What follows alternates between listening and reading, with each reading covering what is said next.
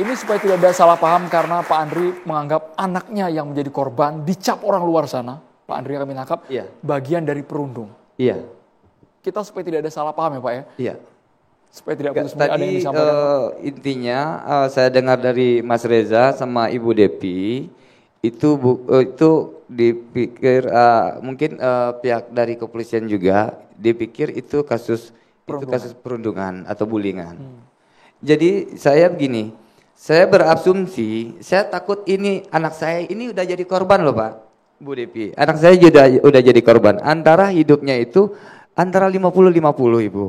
Kalau Ibu lihat fotonya, Mas Reza juga lihat foto sama videonya, mungkin Bapak juga nggak tega kali. Cuman di lingkungan masyarakat ini bukan orang hebat semua kebanyakan. Orang bodoh juga banyak. Maksudnya orang bodoh itu orang awam loh Pak. Kayak saya juga orang awam. Contoh saya. Mungkin kalau saya seperti itu, mampus lo. Gara-gara bully orang lo jadi begini kan lo. Ada komentar itu Pak ya, yang Bapak terima? Ada, saya bikin TikTok. Saya sengaja bikin TikTok karena dari hari pertama sampai hari keempat saya nggak pernah dianggap sama sekali oleh pihak semanapun. Saya nggak pernah dianggap, nggak pernah ditanya. Pak Andre, proses hukum itu panjang. Ya. Nanti berkasnya dari polisi ke jaksa ke pengadilan. Ya. Tapi supaya Pak Andre tahu, tanpa harus menunggu ada putusan hakim, Pak Andre sudah bisa menagih ke negara. Ya. Anak saya harus dapat perlindungan khusus karena anak saya adalah korban kekerasan. Ya. Itu. Kalau Pak Andre tanya, memang negara yang ditagih siapa? Kalau kata undang-undang, urut-urutannya, negara yang berkewajiban dan bertanggung jawab memberikan perlindungan khusus itu, satu, pemerintah pusat. Iya. Berarti tagih Pak Presiden Prabowo dulu. Iya. Yang kedua, pemerintah daerah, Gubernur Pramono Anung. Iya. Dan yang ketiga, lembaga negara lainnya. Iya. Bisa KPAI dan seterusnya. Jadi, sekali lagi Pak, tanpa menunggu proses hukum jauh ke sana, sejak sekarang seluruh orang tua korban bisa menagih, kami harus dapat perlindungan khusus untuk putra-putri kami. Itu harus dilakukan. Iya, baik ya. Baik Mas Reza, itu kan masalahnya itu udah beda.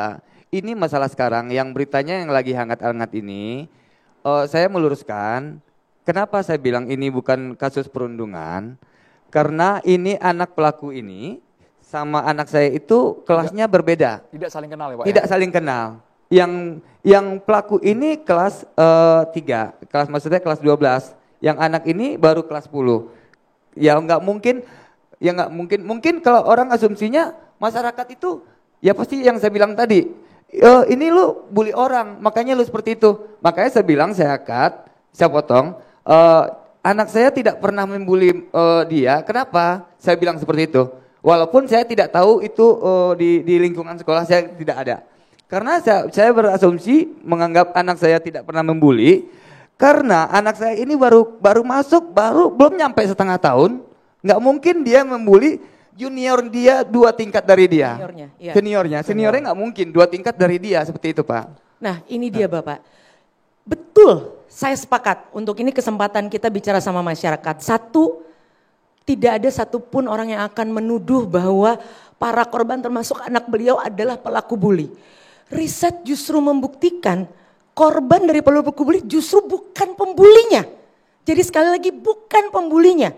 Tapi tanggung jawab itu ada di kita semua termasuk saya sebagai seorang ibu. Jangan pernah biarkan anak kita menjadi pelaku pembuli ataupun menjadi korban, segera meminta pertolongan. Jadi Pak Andre, kami semua para orang tua ada di sini Bapak. Tapi artinya yuk sama-sama belajar dari sini, siapapun bisa jadi korban. Saya mungkin tambahkan ya. Jadi memang kita jangan buru-buru mengatakan bahwa ini teroris. Karena apa? Kalau kita mengatakan dia teroris, lalu dia ini juga dalam tanda petik ya, jangan marah ya Pak ya. Iya. Karena korban yang ada saat ini itu bukan pelaku bulinya. Bukan, korban termasuk anak Bapak. Tapi konsep berpikir kita secara luas bahwa anak ini salah satu korban dari pembulian yang tidak tahu siapa pelakunya. Itu dulu ya, kita clear. Yang berikut, saya ingin sampaikan juga bahwa ada catatan lain bahwa hasil interogasi penyidik terhadap hasil investigasi ya, bahwa anak ini dengan salah satu temannya sudah pernah melapor ke sekolah. ABH ya Pak ya, anak ABH. ini ya Pak ya. Tapi tidak Meledak ditanggapi. Ya, nah inilah makanya dia ada satu pernyataan keluar dari dia begini bahwa, untuk apa kita percaya sama Tuhan? Sepertinya Tuhan tidak menolong saya. Itulah yang dia membuat dia marah dan dia menulis di situ. Maka fakta yang ada, kita kalau penyidik itu kan empiris banget. Kita tidak membuat satu teori berdasarkan deduksi. Fakta yang ada baru kita angkat menjadi empiris, kita membuat menjadi teori. Nah, tapi kita tidak tidak menutup pintu terhadap teori yang tadi Mas Habib sampaikan. Supaya kita juga tidak lengah untuk melihat fenomena-fenomena bom yang terjadi di mana-mana dengan intervensi ideologi yang ideologi yang Pak, izin, Pak. anomali tadi itu, kira-kira seperti Bapak, itu. izin ya Bapak. Ya. Bapak tadi bilang, saya dengar Bapak tadi bilang, jangan gampang menyimpulkan seseorang jadi terorisme. Ya. Tapi kalau Bapak bilang seperti itu menyalahkan apa enggak Pak? Kalau ada yang menganggap itu terorisme, itu Bapak menyalahkan enggak? Tidak menyalahkan karena ini begini loh. Enggak, saya ini polisi. Iya. Saya harus menganggap fakta dari fakta empiris. Iya. Tidak bisa kita menghukum orang, oh dia teroris, tidak juga. Bukan, sama seperti bukan. bukan Maksudnya, kejadian ini aja, kejadian lain. Bukan Pak, Gitu, bukan Bapak. Seperti ini Pak. Jadi kan Bapak kan ngomong tadi jangan gampang menyimpulkan Ya. ini anak ini teroris. Ya. Seperti itu. Ya. Itu Bapak tidak setuju ya? Saya tidak setuju Tidak kalau setuju, baik. guru dikatakan teroris, dan saya juga tidak setuju Baik. kalau anak Bapak dibilang pembuli, tidak setuju. Ya, Karena ini baik. kita sedang membuat satu Ya. teori Nah, baik. bagaimana permasalahan ini kita angkat supaya masyarakat mengerti bahwa ini teroris Ya. atau bukan. Maka fakta-fakta itu kita bahas Oke, Pak. ini. Kita Saya juga analisis. setuju Ya. dengan perkataan Bapak tadi yang dilayangkan. Saya juga setuju. Jangan menyimpulkan, menganggap orang itu langsung memvonis sebagai teroris. Seperti Ya. itu kan Pak? Ya. Jadi kesimpulannya tujuan saya bukan ke Bapak. Tujuan saya ke penegak hukum. Ya. Aparat penegak hukum. Ya, kenapa dia langsung menyimpulkan bahwa ini kasus bully kan? Ya. Seperti itu. Bapak nggak setuju kan? Saya begini nih, fakta yang ada, yaitu catatan tadi saya sebutkan tadi. Ada anak, si pelaku ini bersama satu temannya pergi lapor ke temannya ke sekolah bahwa dia dibully. Tapi tidak tahu siapa pelakunya. Gitu. Ini infonya valid Pak ya, karena kami Valid. juga baru dengar malam hari ini Pak. Saya mendapatkan ini dari penyidik. Sudah mengadu ke sekolah Ya, tapi makanya tidak direspon oleh Kapolri pihak sekolah. menyatakan dengan terus terang bahwa ini adalah bukan teroris karena fakta. Kita penyidik tidak akan keluar dari fakta. Nanti kalau memang ada pendalaman yang lebih lanjut tentang mungkin tadi teori tadi, ya ini kan baru deduksi ya. Kita belum mendapatkan sesuatu informasi yang mendalam tentang situs-situs apa yang dia akses. Baik, Nah, itu baik Pak. kira-kira seperti Baik, Bapak menyimpulkan ngikut yang disimpulkan oleh penegak hukum. Ya. Kalau saya bilang ini saya dapat gambaran semacam gambar teroris, gambar senjatanya, gambar orang-orang yang mau dibunuh dia, orang yang paling dibenci dia mau dibunuh lah gitu kan. Jadi kalau dianggap teroris, Bapak tidak, karena kan ada bukti nih Pak. Bapak tadi bilang karena Bapak setuju dia dianggap korban bully. Karena ada apa namanya? Ada simbol, ada gambar-gambar, ada ideologi Pak yang ya. dibilang yang Bapak bilang tadi setuju dibilang pembulian ya. Dibilang pembulian Bapak bilang setuju karena ada catatan, ada BB, Ya. ada catatannya. Cuman yang ini kan diketemukan juga yang ada senjata, ada maksudnya ada orang yang mau dibunuh sama dia. Terus ada titik-titik dia mau taruh bom. Kalau saya berasumsi itu teroris, karena kan ada itu tadi, ada bukti. Yang Bapak bilang kan ada bukti. Berarti kalau saya berasumsi dia teroris, mungkin Bapak bisa setuju. Mas Habib mungkin bisa dibantu. Jadi gini loh. Jadi Gini. Ya. Itu kan perspektif atau anggapan dari Mas. Ya. Ya.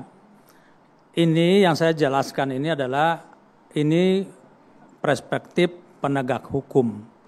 Jadi kalau kita melihat dengan kacamata awam, orang mengatakan ya teroris. Saya mungkin kalau tidak belajar tentang ilmu teroris juga saya akan bilang ini teroris. Tapi kalau kita mendalami fakta satu-satu, semua analisis kita semua data kita ambil satu-satu, karena ada step-step yang harus kita lewati sampai kita menyimpulkan bahwa ini teroris atau bukan. Gitu Mas. Kan Mas cuma lihat yang ada di sisinya Mas aja kan. Kalau penyidik itu melihat mulai dari A sampai Z termasuk yang Mas lihat. Gitu lah. Saya, Pak, maaf ya Pak ya. Ya. Saya bukan gimana ya? Yang saya sudah pertanyakan yang pelaku ini kan ada temannya. Kebetulan yang gali itu bukan saya. Cuman saya yang gali itu abangnya si Hafiz, Lukman Hafiz. Putra. Yang gali itu abangnya Putra. Cuman saya dengar dari Putra, dari dia cerita dari temannya. Bisa langsung Putra saja Pak? Oh, yang cerita Putra, ya. diceritakan secara utuh dengan singkat boleh? Untuk yang dibilang itu terorisme atau bukan, saya sebenarnya juga masih mencari informasi yang lebih lanjut. Tapi kan saya mengumpulkan informasi itu nggak cuma hanya satu pihak.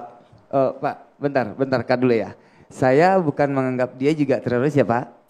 Cuman karena tadi penegak hukum bilang kayak Bapak lah bilang itu dia ini korban pembulian, Bapak bilang setuju karena ada bukti. Saya juga tidak menganggap dia ini teroris. Saya tidak menganggap ini teroris. Cuman saya dapat galian kalau ada bukti berarti kan kalau saya bilang dia itu teroris bagaimana kan seperti itu. Harusnya barang bukti Jadi yang gini, ditemukan bisa dipertimbangkan ya Pak kita sebaiknya kita mengatakan dia adalah pelaku kekerasan. Pelaku kekerasan. Dan korban anak Bapak itu adalah korban kekerasan ya Lam. Iya. Sebelum kalau kita berdebat seperti ini nanti kita tidak akan ada ujungnya, tapi fakta lah yang akan berbicara. Makanya, itu ya Mas ya. Makanya kalau dibilang ini kasus bulian, saya nggak terima. Mungkin orang tua para korban yang lain mungkin itu juga tidak terima. Pak Andri kami yakin unek-unek Bapak sampai dengan detik ini sebagai ayah korban masih betul-betul ngeganjel. Saya dari tadi tidak membatasi Bapak untuk bersuara malam hari ini di catatan demokrasi Bapak. Bapak luapkan semuanya, Mas Reza, Mbak Devi sengaja memang tidak saya potong ketika Bapak Andri sebagai orang tua korban, kita sama-sama berempati dengan kondisi Bapak di mana anaknya bisa bertarung dengan nyawa ya Pak ya, bertaruh dengan nyawa. Tapi bagaimana agar kejadian serupa tidak terulang lagi untuk pihak sekolah, orang tua dan individu itu sendiri. Bu Rustin ditanggapi dan juga semua narasumber sesaat lagi di catatan demokrasi pemirsa.